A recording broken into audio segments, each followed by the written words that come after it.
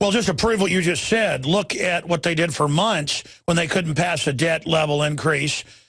They just said, oh, our debt's not going up, and did an accounting gimmick. So Obama's saying, we're going to crash if you don't do what I say. He's the one engaged in financial terrorism. And I want you to speak to that. And then Janet Yellen, if folks thought Ben was a hyperinflator, wow, I'm told she's the actual author of this, Doctor. Yeah, that's right. Well, this October 17th is another farce, just like the closing down of government. They should be worrying about the breakdown of government, which will come. But the date is arbitrary, picked out of the clear blue, and the national debt have reached the point where it is right now. The official debt reached it in May, so they've been doing what they want to do. So they always could do this whole idea that they don't, that they won't have money to pay the interest. You know, why? Who cares whether they pay the interest to the Federal Reserve? You know, and they hold $2 trillion. So you could take care of this debt if you're looking for just excuses to prop it up. But this is just a gimmick to try to frighten the people and say, if you don't do it, you know, your benefits are going to disappear and government won't be there, and the president needs your support. But it's always there.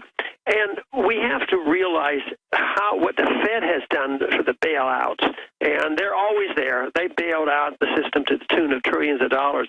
And now that we're getting a new chairwoman of the Fed, we shouldn't feel any more relaxed about it, because she is a much greater inflationist than even Greenspan and Bernanke. Wow.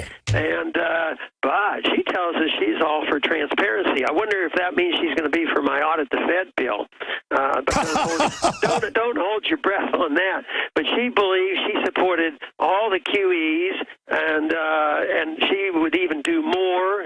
She is not going to back off, because there's a little bit of immediate pain with the stock market. If you even back off from $85 billion of new money every month, or to 75, it would be a hysterical reaction on Wall Street. She's not going to do that.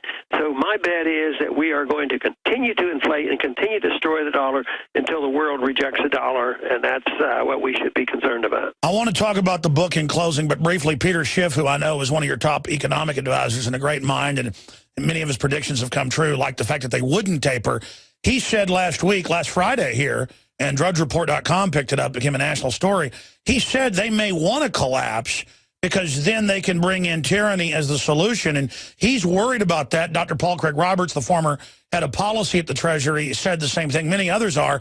I mean, is there a method to the madness? Do you think the Obama people, just like he's getting away with Obamacare right now and getting away with being the one behind the shutdown? It's hard to say, because you'd have to really read their minds and their motivations, which I can't do. I think it's closer to stupidity than it is that, oh, let's have a collapse so we can do such and such. But remember, how many in the administrations have always said, don't ever let a crisis go to waste? So it's probably a lot of that, too. Sure. The policies are going to bring on these crises. Sure. And that has always been used as an excuse to expand the role of government. You know, just like the Fed. You know, when they create the bubbles and then they create the bursting of the bubbles, then they say, well, what we need is more Fed. You know, it's on and on. Sure, but are you concerned about the continued increase of militarized police and that martial law could come during a collapse? Absolutely. That should be a major concern. And this, of course, hopefully, you know, this whole move toward nullification and kicking the feds out, I hope that continues to grow.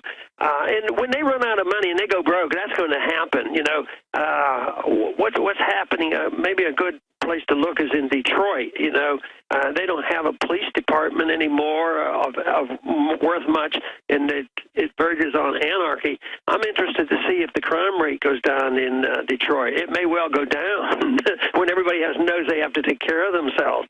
But no, I hope the local people, one of the worst things that happened on this local police stuff was that if they were able to confiscate property, airplanes and boats and cars, they get to keep them. It doesn't get sold and put in the Treasury. They get to keep that, so they have this tremendous incentive to seize property, and then the owners, whether they're guilty or not, can practically never get it back again. That helped this whole move toward the militarization. That's right. We have police started acting like armies and that the federal government owns. We have a predatory government. In closing, as you've got to go, The School Revolution, I've got my copy. I want to carry it at InfoWarsStore.com. It's on Amazon, everywhere. I've studied this myself. If we take our children back, I mean, the statists say this. They say, we've got your kids. We're going to win in the end. Now they're not letting them play dodgeball, football. They're banning stamps federally that show kids doing sports. I mean, this is a cult of control freaks. If we take our children away from them, isn't that the key way to win? Former Congressman Ron Paul, tell us about your book in closing. Yes, absolutely, and that is the goal, because Obama wants to get them at the age of 4. It's a bad move, and homeschooling is an option. It's not for every single person, but there has to be always an ability to opt out of a government system. Hopefully we get an opt-out on medical care, but that doesn't look good. But right now we still have the right to opt out with private schools and homeschooling, and I am going to do my darndest, because every single day you hear a story of some stupid thing that happened in the government schools, and I said, there they go. Get their kids out as soon as possible. Congressman Ron Paul, we wish you were still there in Congress, and I guess you're just moving forward writing books, doing the TV show. That's having a lot of success. Traveling, speaking out, going to the college campuses, and things are going well, and I appreciate the chance to be with you again today. You bet. RonPaulChannel.com. Thank you, sir. Okay. Thanks, Doc. You bet. There goes former Congressman Ron Paul. I keep calling him Congressman. I've been interviewing him for 17 years since he got back in Congress. I've been interviewing that guy before he got back in Congress. He had one term in the 80s. And then wouldn't go along with the Republicans increasing debt and stuff, so he got kicked out as a libertarian, and then came back in 1996. And I've been interviewing Ron Paul since he was running again. And Rand would come on, because Ron Paul would come on every few weeks and get support, because his district used to come up into the edge of Austin all the way down to Houston, and they rewrote it a bunch.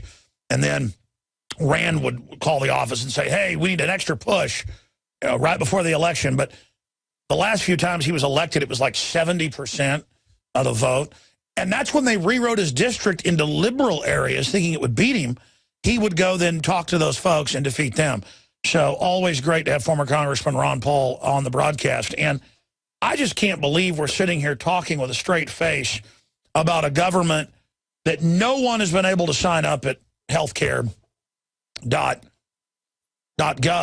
The ones that have been able to have gotten phone numbers with the media and called and been able to be signed up on the news. And Mike Adams was actually joining us. He's not just the health ranger. He's a great computer programmer and a software engineer. He's helped us out a lot with stuff on the back end before of our sites, headsupnaturalnews.com. He's going to be coming on to talk about a whole group of articles. In fact, they're probably in my folder. If not, print me his last 3-4 articles, dealing with the different facets of how it's a fake website, how it's not real, how they're grabbing your IP address. Because everything I saw him writing a week and a half ago, a week ago, 2 days ago, days later comes out in the corporate media and turns out it's true. Of course, I mean, I knew he was saying it and he's accurate, but it's just that they're having to admit it. He's breaking so much of this, and they're not getting credit, of course. That's how it always works. Look, I really don't care about getting credit.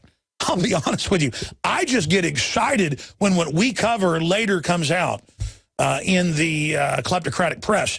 And again, the kleptocratic Decepticon press isn't as powerful as it used to be. It's a shadow of itself. But still, when it finally is there, then people will address it more, even in the alternative media and even in some of the more fair areas of the old media.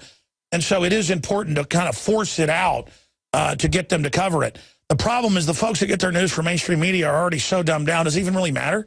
I mean, we are the real press here.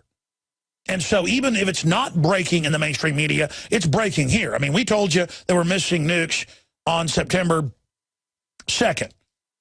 And then they started talking about firing all these nuke commanders, and nukes are going to blow up the East Coast, exactly where the nukes were sent. I mean, I don't know what this means. The people that gave us the info were totally freaked out and totally on target and totally credible and totally high level. And you know, it was a big circus at Dyess Air Force Base over this, because they weren't supposed to send those out. And reportedly took the base commander giving the order. And by the way, if this hadn't happened, the base commander would come out and say I was a liar, wouldn't they? I mean, I want you to understand something. I don't just say this every day. I'm risking my life bringing you this information, okay, on the nukes. Because they can ignore me on the big issues we cover, because everybody else is covering it now, too. Alex Jones was a lonely voice 18 years ago. I'm not a lonely voice now. And that's a good thing. But I tell you, it's this whistleblower stuff. It's this whistleblower stuff that really, my spidey sense says, man, you are crossing the line. And I just want it on record that I know I am. And that I think Anthony has a lot of courage, the rest of my crew do as well. So please pray for us all. But please pray for me up front and my family, because you know who's walking absolute point on this A-team operation against the New World Order, folks. I am blasting right down the navigation shaft on the Death Star, and I've seen a lot of journalists killed. I've seen a lot of people shut down, put in jail, and I got TIE fighters on my butt. And I'm trying to fire this torpedo down the reactor shaft, to use the cheesy analogy. And so we need your support, ladies and gentlemen, now more than ever. All right, stay with us. We're going to come back with Mike Adams via video Skype to break down not just what Obamacare does to you, but that it's a giant NSA database